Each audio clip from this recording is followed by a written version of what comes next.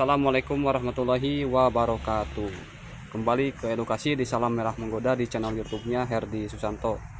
Oke lur, saya akan lanjutkan di video kemarin. Kemarin baru sampai pembahasan di masalah bibit.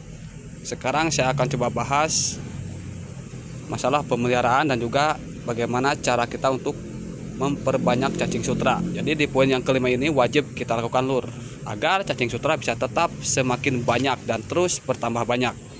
Oke, kita akan langsung saja untuk memulainya. Alhamdulillahirrahmanirrahim. Di kesempatan konten kali ini saya akan lanjutkan tata cara budidaya cacing sutra khusus untuk pemula. Poin yang keempat adalah pemeliharaan lur. Pemeliharaan ini biasa kita lakukan dengan cara kita bisa memberi makan ya, mengontrol air ataupun media, agar kalau misalkan tekniknya tanpa air jadi bisa terjaga kelembabannya.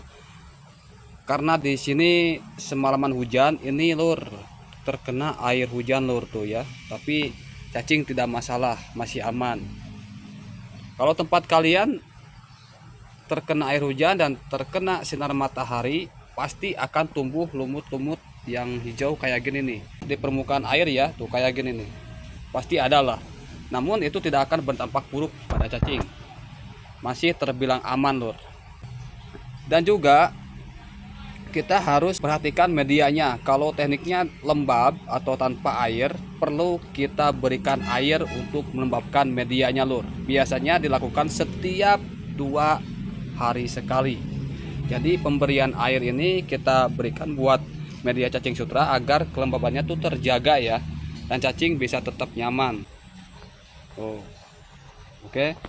Jadi dengan cara kita memelihara cacing sutra, dimulai kita memberi pakan, menjaga kelembaban tekstur media, dan juga airnya perlu kita perhatikan ya. Dan kita juga harus ngasih makan untuk cacing sutra. Misalkan contoh ya, kalau pemula memulai ternak cacing sutra, biasakan di usia 1 bulan ya, atau di awal kita tebar cacing sutra sampai 1 bulan itu pemberian pakan cukup 2-3 kali dalam seminggu ya.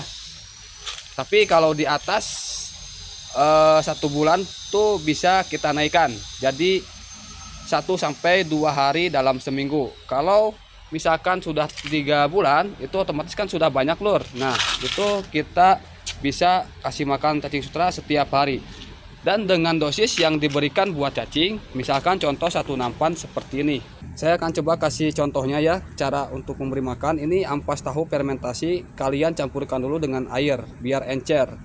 Ampas tahunya mungkin kira-kira 2 sendok lah ya, atau 1 sendok juga nggak apa-apa. Kalian campur air, lalu kalian berikan seperti ini. Oke, seperti itu. Dan insya Allah nanti esok harinya ini akan mulai diproses sama cacing ya.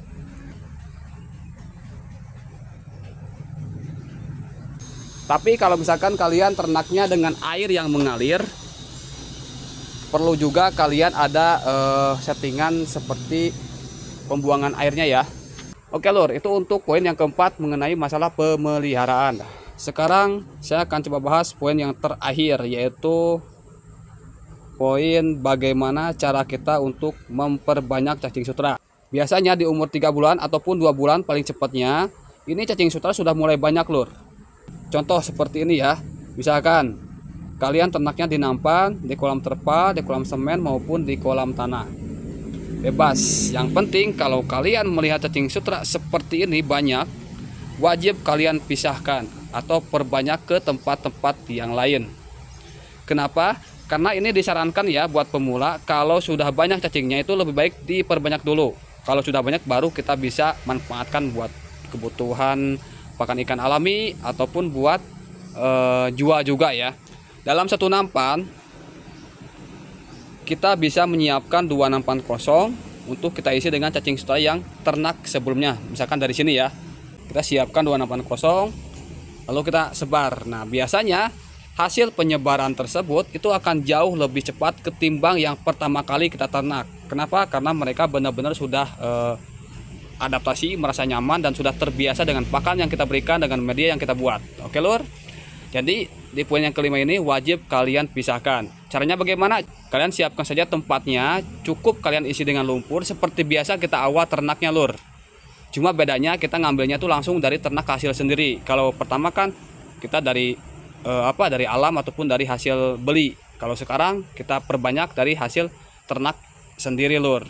Oke lur, jadi seperti itu ya.